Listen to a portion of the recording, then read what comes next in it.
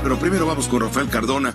Él tiene, por supuesto, su visión a través del cristalazo de los temas importantes que tienen que ver con el acuerdo comercial y con el salario mínimo, y que todo tiene que ver con lo mismo. ¿Cómo estás, Rafa? Buenas noches. Buenas noches, Pepe. Mucho gusto en saludarte a ti y a la audiencia. Pues, Pepe, lo podríamos decir con un encabezado veloz, así como se acostumbraba antes, decir, el salario mínimo recibe un aumento máximo. Que yo recuerde, no había habido nunca un aumento de 20% al salario elemental, al salario base para calcular de ahí en adelante todas las demás percepciones de los trabajadores. Independientemente de que esto es parte de un proyecto, digamos, de redistribución de la riqueza nacional, que ya el presidente de la República había comenzado cuando aumentó los salarios en la zona fronteriza al muy poco tiempo de tomar el control nacional.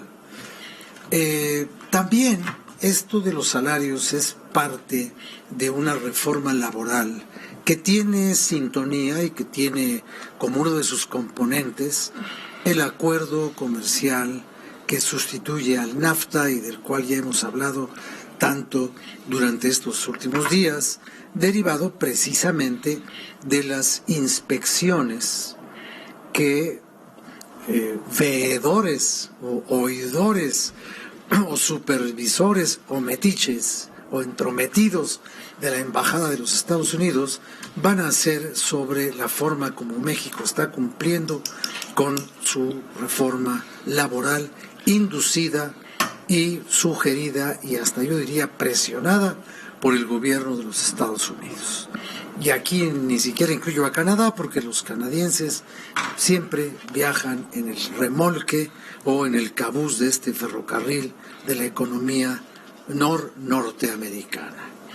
Entonces, pues aquí ha habido un doble acuerdo. Hay un acuerdo derivado de la política social del gobierno que quiere justicia a través del salario y también de los empresarios, y para eso fue necesario hacer cosas desde hace ya mucho tiempo. Uno de los obstáculos que había para subir el salario era que el salario estaba indexado a las multas, y cuando se decidió que una cosa era el pago de un servicio o el pago de un incumplimiento y otra cosa era la remuneración a la que tiene derecho un trabajador, entonces se inventaron estas unidades sobre las cuales ahora se calcula el monto de una multa, lo cual no tiene nada que ver con utilizar el salario como la escala para aplicar estas cosas. Eso, decían los empresarios, generaba presiones inflacionarias, por eso no se quería aumentar el salario. Se les quitó ese pretexto y ahora nos damos cuenta de que sí era posible, hasta con el aplauso de la clase patronal, como vimos al señor Salazar citado por el presidente en la lista de los reconocimientos para llegar a esta posibilidad de aumentarle a la gente el ingreso por su trabajo. Bueno, sí hay una posibilidad de mezclar lo económico con lo social. Y creo que esto no va a impactar en la economía mexicana de manera negativa.